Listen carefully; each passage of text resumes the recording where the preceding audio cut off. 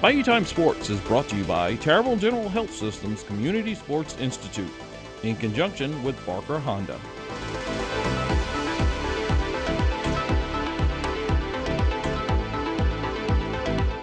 Hello and welcome to this edition of Bayou Time Sports. I'm your host, Keith Whiteside. Thank you so much for joining us. However you may be joining us, we appreciate it very, very much. You know, we always like to look to some of the local talent, some of the coaches that are making a difference in these kids' lives. We welcome into the program Jaworski Coleman. Jaworski, thanks for joining us this morning, Coach. Thank you. Thank you for having me. Head basketball coach, Vandebilt Catholic girls basketball team. And I got to tell you, I know everybody had the same kind of deal coming in. COVID is all around us. Tell us a little bit about maybe what your kind of perspective was just with COVID coming into the semester here. The COVID situation is, unique to the point where we got to stay masked up, and it's really just protecting ourselves because if one get infected, we all have to shut it down, things like that. And it's important to the point where we have to protect ourselves so we can also play basketball and do the things that the girls love most. And so, I know back in September and August, we were thinking about, COVID and keeping ourselves, those kind of safety protocols. Yes. Then Ida hits.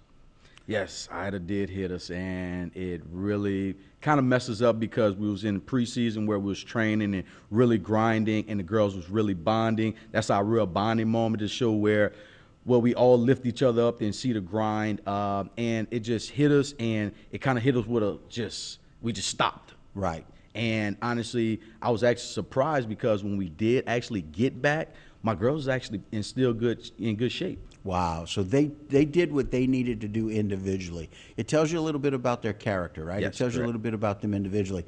Tell me what it was like for you maybe going back to the facility for the first time.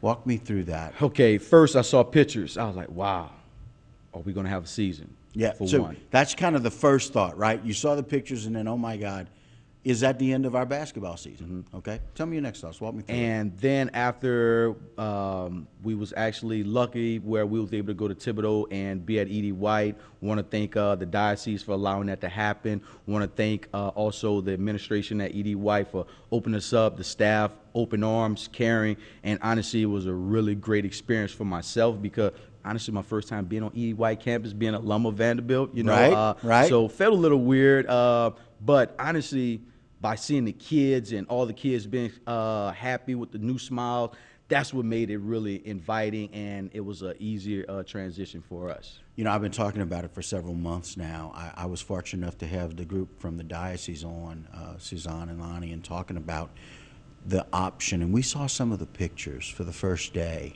of when Vanderbilt was welcomed onto the campus at Edie White. And look, I've been watching the rivalry for years. Grew up, born and raised in Houma. I know what Vanderbilt versus Edie White is like. My son actually graduated from Edie White. And so watching that process over the years, I mean, it's not necessarily a heated rivalry, but it's a rivalry. Mm-hmm. And just to see you guys get welcomed with open arms for your student athletes is really a big deal. How was it trying to establish those practice schedules and getting that in early on? Honestly, we didn't practice at Edie White. Okay. They offered it. Our boys actually got some gym time over there, but we was lucky enough to ask St. Bernadette, and St. Bernadette opened us with open arms, and we was able to use their facility. And honestly, sometimes we kind of still use their facility. Okay, very good. Look, we got to rely on other things in the community, right? Yes. When our community gets hit hard, the community comes through to take care of the things that we need. Tell me a little bit about what the perspective has been, maybe something that surprised you when y'all first started practicing with the girls when y'all came back. Honestly, it was no real big surprise. I guess the only thing that may have surprised me, they were still competitive.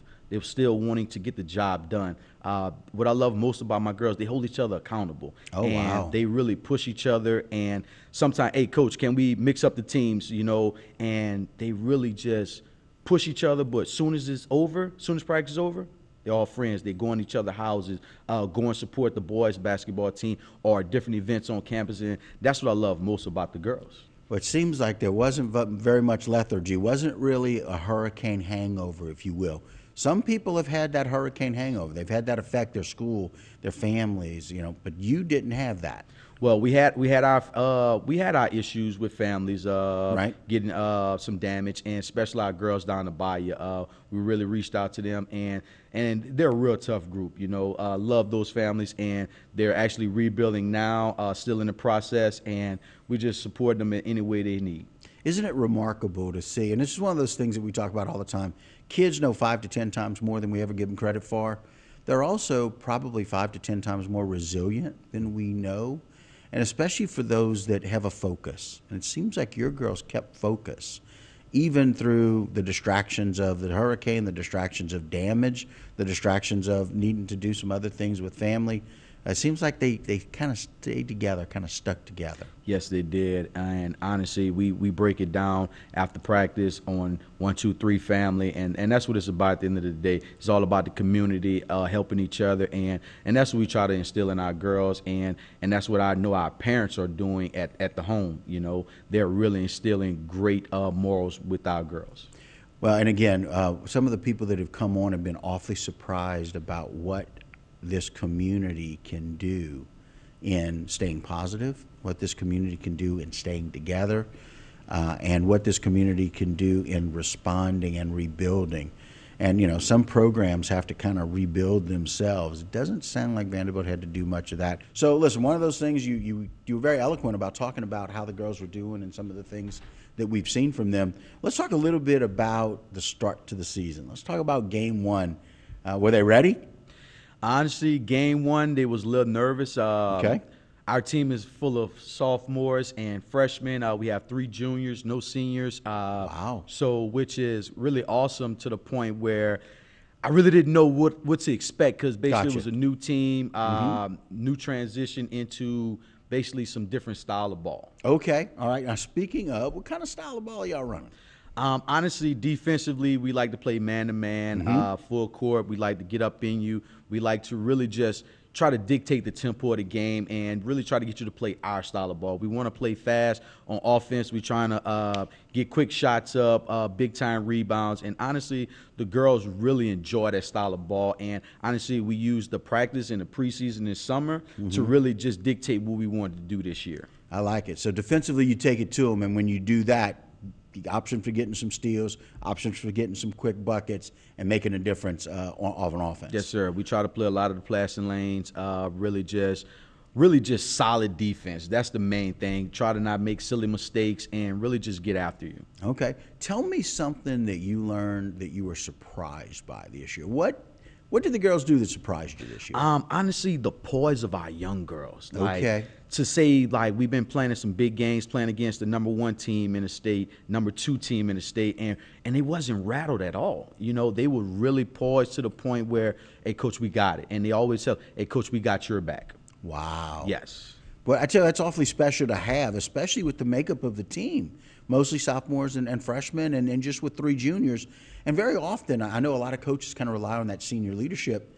Y'all are working towards, man, you got a 12-3 record right now. Yes, sir. That's awfully impressive with the underclassmen that you have. Yes, really.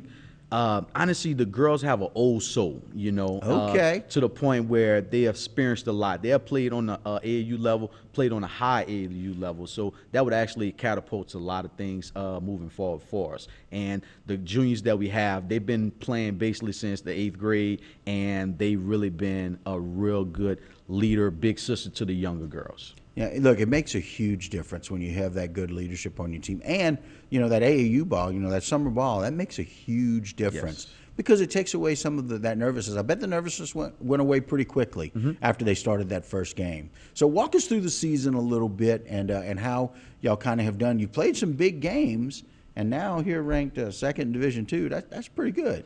Yes, sir. We're excited for that. And at the beginning of the season, the girls had stated that they really wanted to make an impact on the community. We do a lot of community service events that the girls really don't want to put out there in the public, but they really work hard outside of the basketball too. And it shows on the court how much they love each other, how much they really push each other. Wow. All right, walk us through that season a little bit. Tell us about some of the games you The season started off, we hit a 3-game win streak, and then We got to our tournament. It was a really good, successful tournament, and I really love the atmosphere. The community really came out and supported girls basketball. For the championship game, it was us versus Ellender. They was ranked #1 at the time in the state, and the atmosphere of the gym was crazy. It was electric, huh? Yes, and I really loved it. And we wind up playing that game, taking an L that game, but we bounced back, and it made us stronger. And then going into this last tournament, we wound up winning the AOL tournament because of the loss that we took in our own tournament, and it catapulted the girls to really just push themselves. And right now we're about to enter district starting Tuesday against South Lafourche, and the girls are ready. The girls are focused. The level of play yesterday at practice was amazing, and I saw the focus on their face, and you can tell that they have a mission. They have a drive. They have a little push about them. You know, it's really interesting. We talk about when we have that mistake, if you will, anybody that makes a mistake, they need to be able to have some short-term memory loss and let that go. But the other thing you need to be able to do is to be able to keep a little bit of mo. Got to keep that momentum and going. It sounds like these girls really took the loss very well. You know, learning how to win is one thing. Learning how to lose is another thing. Yes, they did. I like it. We didn't even say the word lose. We just used the L word, right? Yeah, L word. Yes. And that's what I liked about them. They really took it to heart, and we refer back to those games. Okay, ladies, remember this feeling? We don't want this feeling again, you know. And we took one, and we didn't play well. I think we kind of underestimated the team. Okay. And they came in. The other team came in. Did what they were supposed to do. Came in. But here's the beauty of it. The girls remind themselves, hey, y'all remember this game, huh?